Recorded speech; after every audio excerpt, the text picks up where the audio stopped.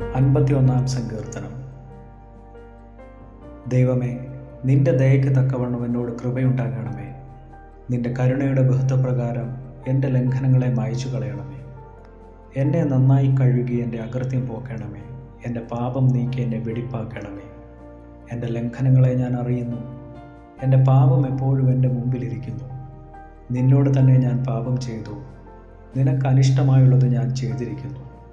സംസാരിക്കുമ്പോൾ നീ നീതിമാനായും വിധിക്കുമ്പോൾ നിർമ്മലനായും ഇരിക്കേണ്ടതിന് തന്നെ. ഇതാ, ഞാൻ അകൃത്യത്തിൽ ഉരുവായി, പാപത്തിൽ എൻ്റെ അമ്മ എന്നെ ഗർഭം ധരിച്ചു.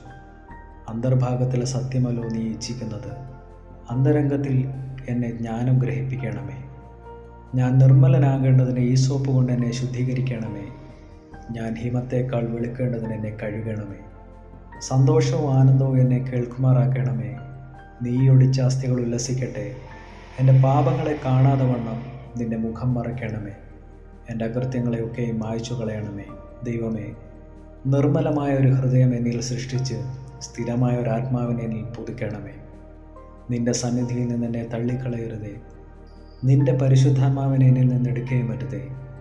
നിന്റെ രക്ഷയുടെ സന്തോഷം എനിക്ക് തിരികെ തരണമേ.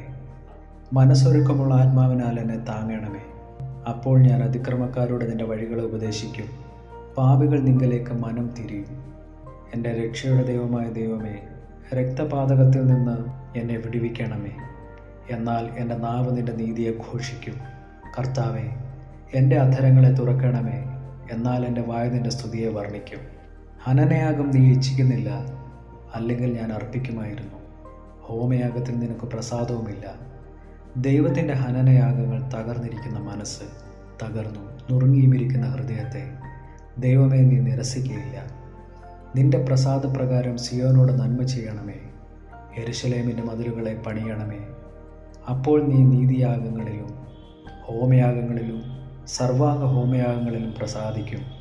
അപ്പോൾ നിന്റെ യാഗപീഠത്തിന്മേൽ കാളകളെ അർപ്പിക്കും.